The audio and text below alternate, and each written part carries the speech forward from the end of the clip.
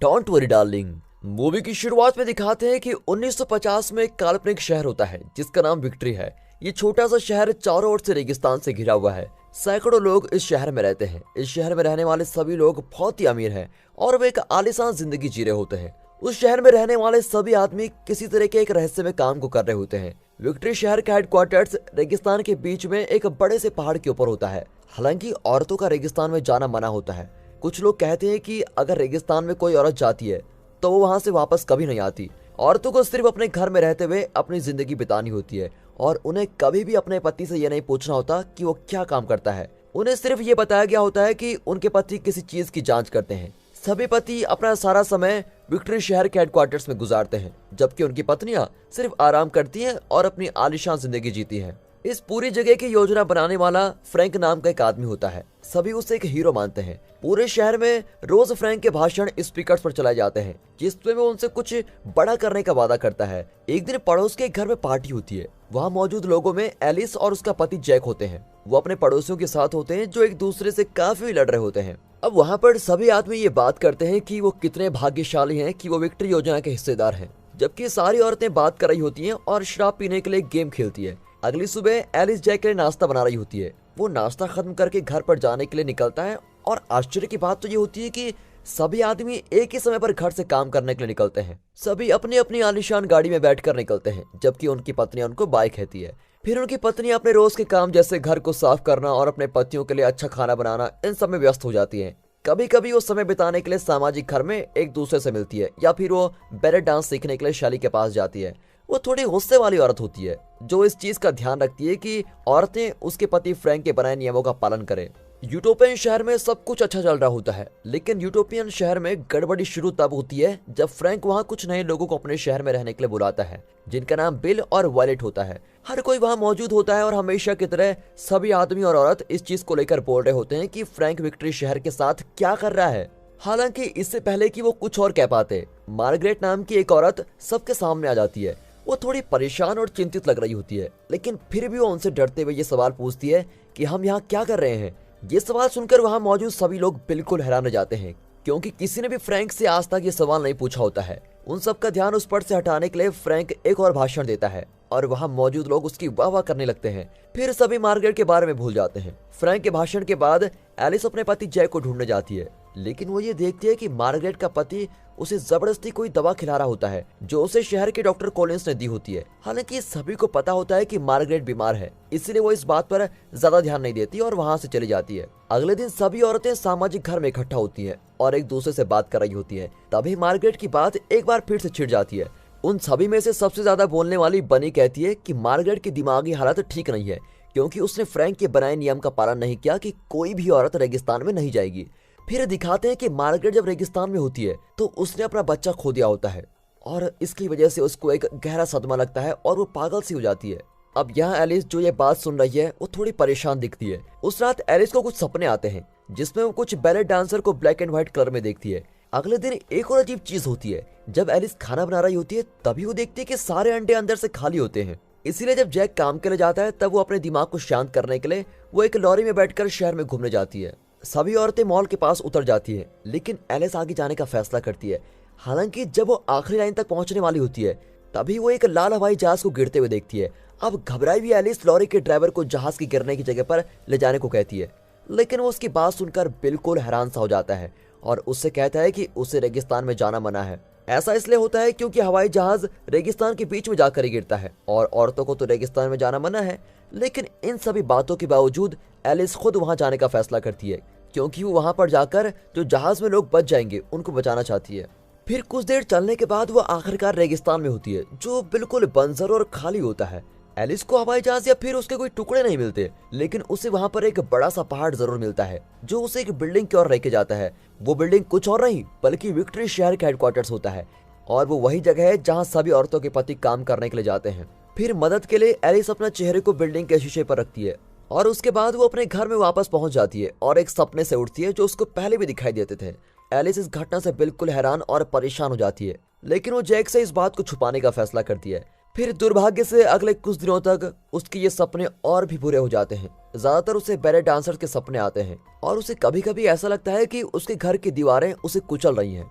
लेकिन एक दिन सब बदल जाता है। वो देखती है कि परेशान मार्गरेट कुछ ऐसा कर रही है जो किसी ने सोचा भी नहीं होता। एलिस भागकर उसको बचाने के लिए जाती है, लेकिन लाल कपड़े पहने कुछ आदमी वहां पर आ जाते हैं और उसको खींचकर वहां से दूर लेके जाते हैं। उस रात वो ये सब कुछ अपने पति को बताती है, लेकिन जैक उससे कहता है कि मार्गरेट जिंदा और ठीक है। उसने कभी भी खुदकुशी नहीं की और बल्कि वो सिर्फ बाथरूम में फंस गई थी। हालांकि एलिस को इस बात पर बिल्कुल भी यकीन नहीं होता और वो जवाब ढूंढने की कोशिश करती है, लेकिन जैक उसको शांत करता है और उसे आराम करने को कहता है। दुर्भाग्य से एलिस के सपने और बुरे होते जा रहे होते हैं, इसीलिए शहर के डॉक्टर कॉलिंस एक दिन उसके घर पर आते हैं। वो उस पर कुछ टेस्ट करते हैं और उसको कुछ गोलियां खाने को देते हैं, ये कहते हुए कि वो सिर्फ थक चुकी है। हालांकि एलिस इस बात पर जोर देती है कि वो ठीक है और वो लगातार डॉक्टर से मार्गरेट के बारे में पूछती रहती है। जब वो थोड़ा बुरी तरीके से बात करने लगती है तब डॉक्टर कॉलिंस उसको बताता है कि मार्गरेट ठीक है, लेकिन उसकी हरकतों की वजह से उसके पति को काम से निकाल दिया गया है और अब वो इस शहर से कहीं और ही चले गए हैं। अब ये बात सुनकर एलिस जैक की भलाई के लिए चुप रहती है।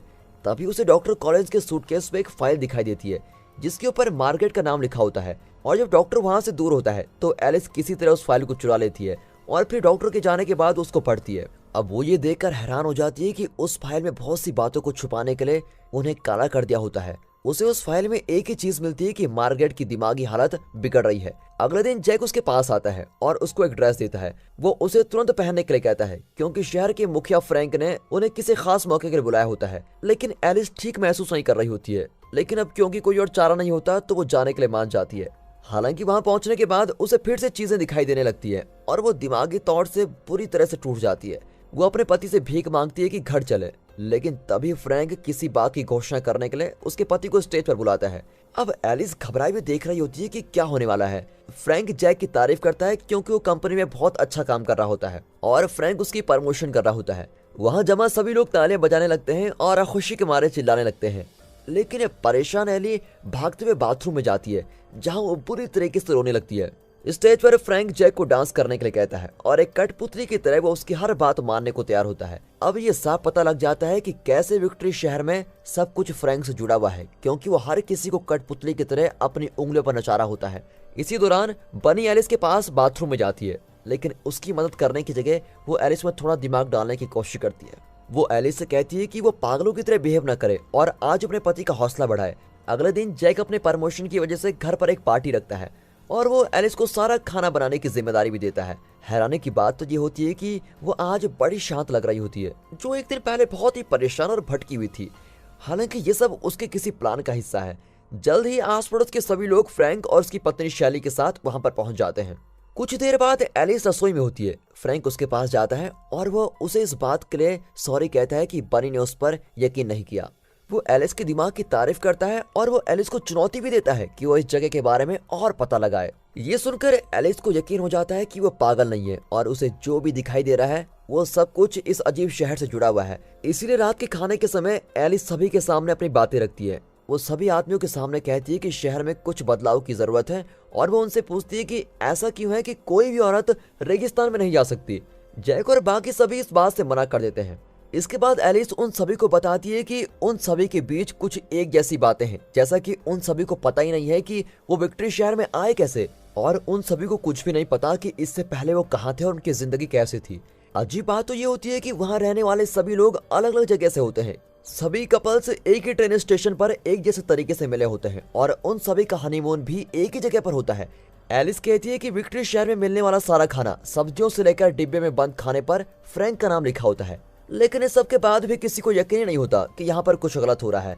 फिर सभी के वहां से जाने के बाद एलिस जैक की सारी इज्जत को खराब कर देती है। वो उसे एक बार फिर से कहती है कि विक्ट्री शहर में कुछ गड़बड़ी है और उन्हें यहाँ से जल्द निकल जाना चाहिए। अब सभी के सामने शर्मिंदा होने के बाद जैक उसकी सारी बात मान जाता है और कहता है कि चाहे कुछ भी हो जाए वो उससे हमेशा प्यार करेगा। दुर्भाग्य से जैसे ही वो दोनों कार में बैठकर निकलने वाले होते हैं, जैक उससे माफी मांगने लगता है। वो इस जगह को छोड़कर नहीं जा सकता। एलिस समझ जाती है कि उसने उसको धोखा दिया है, लेकिन इससे पहले कि वो कुछ कह पाती, लाल कपड़े पहने हुए लोग वहां पर आ जाते हैं और एलिस को वहां से लेके जाते हैं। उसके बाद दिखाते हैं कि एलिस को शॉक थेरेपी दी जा रही है। अब तक ये नहीं पता होता कि ऐसा क्यों हो रहा है, लेकिन इन झटकों की वजह से उसे ये याद आ जाता है कि वो असल में कौन है। ये दिखाते हैं कि एलिस और उसका पति जैक नए तरह के घर में रह रहे होते हैं। ये 21वीं सदी होती है, ना कि 1950। एलिस एक नर्स होती है जो देर रात तक हॉस्पिटल में काम करती है, क्योंकि जैक ने हाल ही में अपनी नौकरी गंवा दी होती है। अब एक रात 30 घंटे की लंबी नौकरी के बाद, जिसमें उसने 3 अलग अलग ऑपरेशन किए होते हैं, वो अपने घर वापस आती है और उसको बहुत भूख भी लगती है। जैक उसके साथ थोड़ा रोमांटिक होता है, लेकिन एलिस इस सब के लिए बहुत थक चुकी होती है। ये देखकर पता लगता है कि वो एक दूसरे से दूर हो रहे हैं, क्योंकि एलिस बहुत देर तक काम करती है। इसलिए अकेले और बेरोजगार होने की वजह से जैक आंख बंद करके फ्रैंक नाम के एक आदमी की वीडियोस देखना शुरू कर देता है। फ्रैंक एक ऐसा आदमी होता है जिसने एक ऐसी खोज की होती है जिससे कोई भी व्यक्ति अपनी असली दुनिया से दूर एक ऐसी दुनिया में रह सकता है जो 1950 की नकल होती है। हर एक चीज इतनी असली होती है कि कोई भी उसमें फर्क नहीं बता सकता। एक रात जैक टूट जाता है और अपना काबू खो देता है। फिर वो फैसला करता है कि वो किसी भी तरह फ्रैंक तक पहुंच जाएगा। और एक दिन विक्ट्री योजना के बारे में उसको पता लगता है। वो तुरंत ही उसका हिस्सा बनने के लिए तैयार हो जाता है। यही नहीं, वो एलिस को जबरदस्ती इस योजना का हिस्सा बना देता है। कुछ सेकंड के लिए दिखाते हैं कि कैसे जबरदस्ती उसको इस योजना का हिस्सा बनाया जा रहा है और वो हमेशा के लिए वहीं रह जाती है। जल्द ही जैक उसके बगल में होता है और वो खुद भी उस नकली दुनिया में चला जाता है। उसके बाद कुछ चीजें दिखाई जाती हैं जिससे उस नकली दुनिया के बारे में हमें और ज्यादा पता लगने लगता है। ये जो कुछ भी हुआ होता है उसमें एलिस की कोई भी मर्जी नहीं होती है। ये कुछ ऐसा होता है जो जैक ने अपने आप के लिए ही किया होता है और वो ऐसा इसलिए करता है ताकि वो अपनी पत्नी पर काबू कर सके। फिर नकली दुनिया के अंदर जैक उन दोनों की ब्रिटिश पहचान चुनता है, क्योंकि इसके अलावा कोई और रास्ता तो होता नहीं। अब विक्ट्री शहर की नागरिक बनने से पहले एलिस की सारी याददाश्त मिटा दी जाती है। विक्ट्री शहर में रहने वाले सभी आदमियों ने अपनी मर्जी से वहां का हिस्सा बनने का फैसला किया होता है, जबकि औरतों को जबरदस्ती उनकी मर्जी के बिना इस नकली दुनिया में लाया गया होता है। जितने भी बच्चे शहर में दिखते हैं वो एक तरह के एनसीपीज होते हैं। वो असली नहीं होते, वो उन माता पिता के लिए बनाए गए होते हैं जिनके असली दुनिया में बच्चे नहीं होते। इस सब के बाद दिखाते हैं कि एलिस की उसकी वहां से भागने की याद को पूरी तरह से मिटा दिया जाता है और वो अपने घर की सुखी जीवन में वापस आ जाती है। हालांकि इस बार इस नकली दुनिया और झूठ का जादू ज्यादा दिन तक नहीं चलता, क्योंकि जब जैक एक गाना गुनगुना रहा होता है तो उससे वो योजना दोबारा याद आ जाती है। वो उसका पसंदीदा गाना होता है जो उसकी असली दुनिया 21वीं सदी का होता है, जो वो काम के वक्त अक्सर गाया करती थी। अब एलिस की पुरानी यादें वापस आने लगती है और वो समझ जाती है कि जो कुछ भी उसके साथ हो रहा है उसमें उसके पति का ही हाथ है। अब ये बात पता चलने के बाद जैक आखिरकार मान जाता है कि उसने ही उसके साथ ये सब कुछ किया। वो कहता है कि उसने ये सब उन दोनों की खुशी के लिए किया है, क्योंकि 21वीं सदी में उनकी जिंदगी में बहुत उतार चढ़ाव थे। जैक के पास कोई नौकरी नहीं थी और एलिस के पास उससे ठीक से बात करने के लिए टाइम भी नहीं था। इसलिए उसने मुश्किल फैसला लिया और उन्हें विक्ट्री योजना का हिस्सा बनना पड़ा, जहां उनकी एक बहुत अच्छी जिंदगी, बहुत सारा पैसा, उनकी इज्जत भी है। जैक एलिस से कहता है कि तुम्हारी जिंदगी तो बहुत ही आसान है, तुम्हें सिर्फ दोस्त बनाने होते हैं और आराम करना होता है, जबकि मुझे तो असली दुनिया में वापस जाकर पैसे इकट्ठा करने पड़ते हैं ताकि मैं इस नकली दुनिया में रह सकूं। यहाँ आखिरकार पता चल जाता है कि विक्ट्री शहर के सारे आदमी कहाँ जाते हैं। वो किसी भी चीज की खोज नहीं कर रहे होते हैं, बल्कि वो विक्ट्री हेडक्वार्टर्स के पास जाकर उस नकली दुनिया से बाहर निकलते हैं और अपनी असली दुनिया में कुछ पैसे कमाने की कोशिश करते हैं ताकि वो अपनी पत्नियों को अच्छी जिंदगी जी सके। हालांकि ये सब सुनने के बाद एलिस अभी भी दुखी होती है कि उसके पति ने उसको धोखा क्यों दिया। इन सभी बातों की वजह से उन दोनों के बीच फिर से बहस छिड़ जाती है, जिसके आखिर में एलिस जैक के सर पर एक कांच का गिलास मारती है और वो मर जाता है। खून से भरे कपड़े पहने हुए एलिस घर से बाहर जाती है और सभी उसकी ओर घूर रहे होते हैं और वो उन सबको बताती है कि वो एक नकली दुनिया में है जिसे फ्रैंक ने बनाया है। सिर्फ बनी को छोड़कर वहां रहने वाले सभी लोग उसको रोकने की कोशिश करते हैं और तब ये पता लगता है कि सभी औरतों में सिर्फ बनी को विक्ट्री शहर की सच्चाई के बारे में पता होता है। उसने अपनी मर्जी से यहाँ आने का फैसला किया होता है, क्योंकि असली दुनिया में उसके बच्चे मर गए होते हैं। बनी एलिस को वहां से भागने के लिए कहती है और कहती है कि इस दुनिया में जो मरता है वो असली दुनिया में भी मर जाता है। और अब जब लाल कपड़े पहने हुए लोग उसके लिए आ रहे होते हैं तो उसके पास थोड़ा ही वक्त होता है। ये बात सुनकर डरी हुई एलिस जल्दी से अपनी कार में बैठती है और विक्ट्री शहर के हेडक्वार्टर्स की ओर भागती है, क्योंकि यही एक इकलौती जगह है जहां से वो असली दुनिया में जा सकती है। रास्ते में उसे फ्रेंच हेंचमैन मिलता है। अब लाल कपड़े पहने हुए लोगों को काम दिया जाता है कि या तो वो एलिस को पकड़े या फिर उसे जान से ही मार दे। बस उन्हें किसी भी तरह उसके असली शहर में जाने से रोकना होगा। ऐसा कदम इसलिए उठाया जाता है क्योंकि एलिस कभी भी अपनी मर्जी से इस योजना का हिस्सा नहीं बनी होती है, और अगर वो यहाँ से बाहर चले जाती है और उसने इस बात की कंप्लेंट पुलिस में कर दी तो फ्रैंक का साम्राज्य पूरी तरह से तबाह हो जाएगा। फिर किसी तरह वो उनसे बचती बचती पहाड़ तक पहुंची जाती है। हालांकि बीच रास्ते में उसकी कार खराब हो जाती है, इसलिए उसे चलते हुए आगे बढ़ना पड़ता है और लाल कपड़े पहने हुए लोग उसके पास पहुंच जाते हैं। फ्रैंक कॉल पर सारी जानकारी ले रहा होता है। तभी उसकी पत्नी शेरी वहां पर आती है और उसकी छाती में चाकू मार देती है, जिसकी वजह से वो मर जाता है। वहां से जाने से पहले वो उससे कहती है कि इस बार उसकी बारी है। इसी दौरान एलिस पहाड़ के ऊपर पहुंच जाती है लेकिन जब वो हेडक्वार्टर्स की खिड़की के पास पहुंचने वाली होती है, उसे एक बात याद आती है जिसमें वो उससे कह रहा होता है कि वो विक्ट्री शहर में उसके साथ ही रहे। हालांकि अब वो किसी के बस में नहीं होती और अपनी मर्जी से फैसला कर सकती है, इसलिए एलिस उसको अनदेखा करती है और हेडक्वार्टर्स की खिड़की को छू लेती है। कुछ ही सेकंड के लिए अंधेरा छा जाता है और दोस्तों मूवी के खत्म होने से पहले दिखाते हैं कि एलिस असली दुनिया में वापस आ जाती है और यहाँ पर ये मूवी खत्म होती है।